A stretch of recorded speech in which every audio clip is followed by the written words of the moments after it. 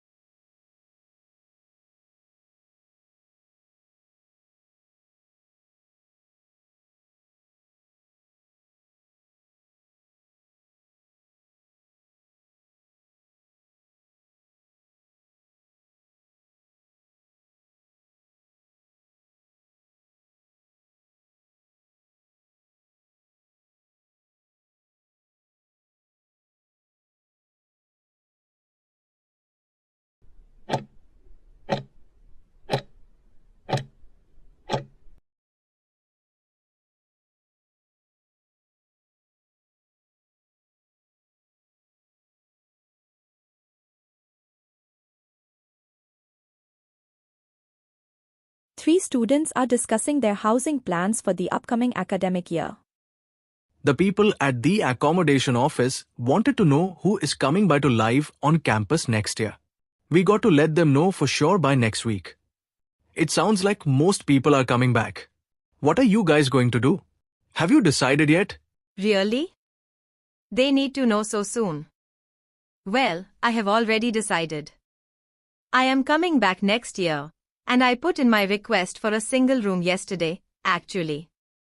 I think on-campus accommodation provides a better atmosphere for studying, and I hate commuting. Walking to class in 5 minutes beats waiting for the bus in the rain. Honestly, I've been considering living outside. I think I would prefer a bit more independence.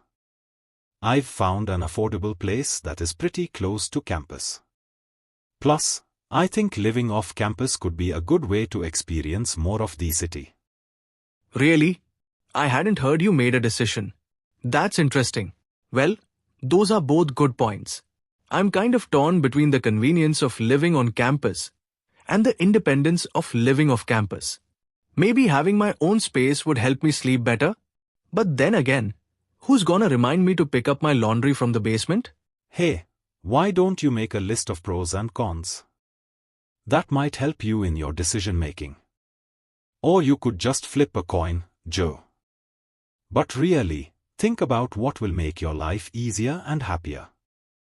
Consider the cost, travel time, studies, and distractions in both scenarios. Interesting. I will keep these points in mind when submitting the response.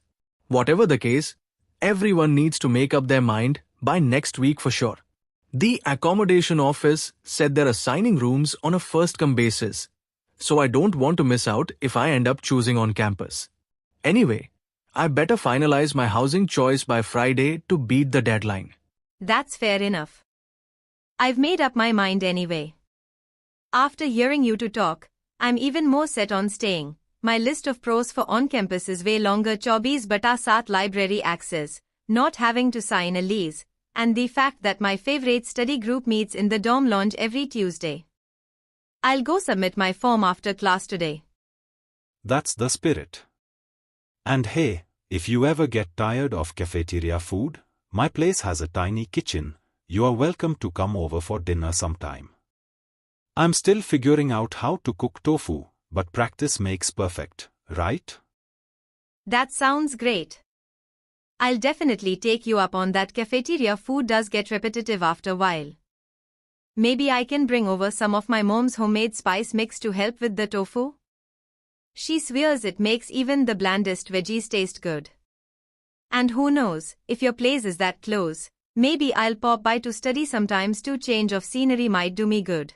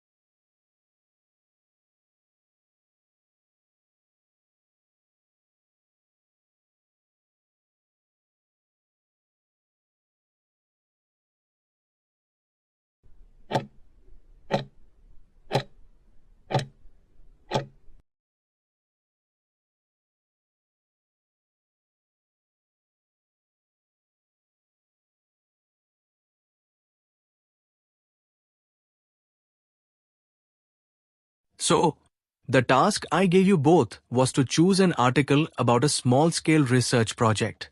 Yes. You were then required to try to reproduce the research procedures in your own context, i.e. try it out for yourselves. Yeah, and that's what we've done. Great. So I'd like you to tell me a bit about the article and why you chose it. Well, the article's written by two university lecturers who had started using crosswords to help their students revise terminology for exams.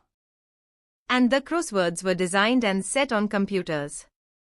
And we selected the article because, well, it seemed an accessible topic, even though we weren't familiar with the technique, using AT to design crosswords for higher education. That's a good reason. So these lecturers wanted to see how well this innovation was received by their students? Yes. So how did you go about reproducing the research? Well, we drew up a list of terms from one of our own modules, and designed a crossword for revising these terms. Then we asked our classmates to try out the crossword and give us feedback, their opinions, on how they felt about using the technique. Was it easy to find participants? It wasn't easy at first. But then we convinced them that by taking part in the research they were actually benefiting themselves by preparing for an exam which is coming up later this term. And it worked. Good. So how did you find out what the students thought about doing the crosswords? A questionnaire. The original article used a 2-page-long questionnaire. There were lots of excellent questions on it, but the whole section on difficulties using AT is now obsolete, old-fashioned even though it had only been written a couple of years ago. So you designed a shorter version? Yeah. Then we sent it to the 40 students by email and got 28 replies. I was taken aback by the fact that everybody we talked to thought this was a good return. I mean, the responses were well written, people had taken a lot of care, but I was really disappointed with the low numbers. Yes, an important lesson to learn for an apprentice researcher.